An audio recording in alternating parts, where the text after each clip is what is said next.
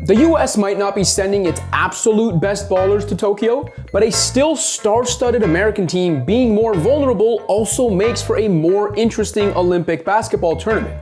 Consider that in a 72-hour span last week, USA Basketball lost as many exhibition games as it had previously lost in 29 years since NBA players started repping.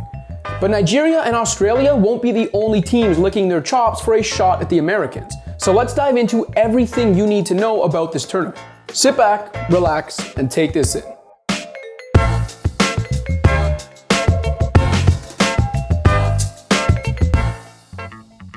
Just a friendly reminder to subscribe to our channel if you haven't already. We're growing by the day and want you to be part of this community. All right, now back to Olympic basketball. LeBron James, Steph Curry, and James Harden are just some of the superstars who opted against heading to Tokyo this summer. In an NBA setting, losing even one star like that would derail a team's title hopes, let alone losing all three. But when it comes to international ball, the fact Team USA can still field a roster featuring the likes of Kevin Durant, Damian Lillard, Jason Tatum, and more means they're still overwhelming gold medal favorites. The thing is, international basketball isn't what it once was. Between the lasting impact of the 1992 Dream Team and subsequent NBA-filled Olympics, plus the natural globalization of the game, basketball is booming around the world. With nations on every continent either developing NBA-quality talent or at the very least, professional-level depth that can trouble NBA stars. There's also the continuity factor, as many rival international squads play together much more than a team completely dependent on NBA players can. Perhaps the greatest example of this is Canada's continued struggles at the international level.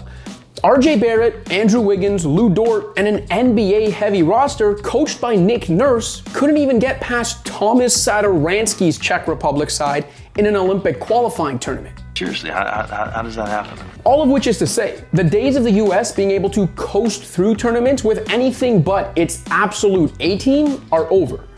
A 2019 World Cup squad headlined by Tatum, Donovan Mitchell, Chris Middleton, Kemba Walker, and Jaylen Brown couldn't even get out of the quarterfinals of a tournament where the semis were contested by teams from Europe, South America, and Australia.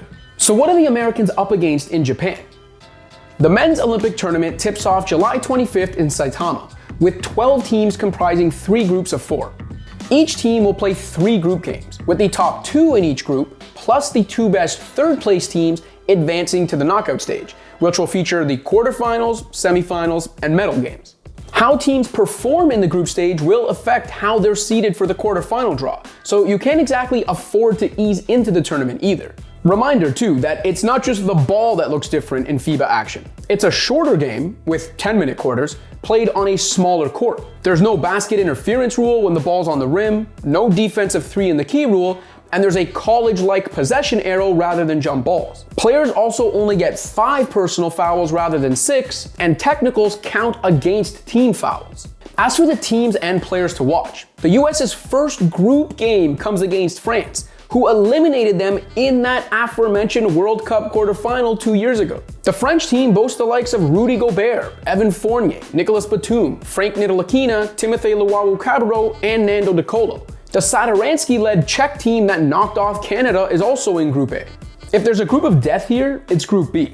Australia and Nigeria, who have both already beaten the Americans this summer, feature a ton of NBA talent between them. With Joe Ingles, Patty Mills, Matisse Thybulle, Dante Exum, Aaron Baines, Josh Green, and former NBAer Matthew Dellavedova headlining the Aussie team. And Precious Achiuwa, Josh Okogie, Gabe Vincent, and Ekpe Udoh among the NBA stars on the Tigers. Also in Group B, Germany's got Dennis Schroeder, Daniel Theis, Mo Wagner, Maxi Kleber, and Isaiah Hartenstein. While Danilo Gallinari, Nicolo Melli, and Nico Mannion feature for an Italy side that beat Serbia without Gallo in the lineup just to get here. Reigning World Cup champion Spain always boasts a tough blend of NBA talent and some of the best non-NBA talent anywhere in the world. Rui Hachimura and Yuta Watanabe headline a Japanese team playing at home, though there won't be any crowds there to cheer them on. And Slovenia is led by a transcendent superstar who's in the conversation for best player alive. Hell, even Argentina has a grizzled version of Luis Scola that currently looks like this. On paper, the US obviously has by far the most talent, but there's little evidence they have the best team in this tournament. If it's Team USA versus the field, give me the field in this one. And let's start brainstorming who will be on the next version of the Redeem Team in 2024.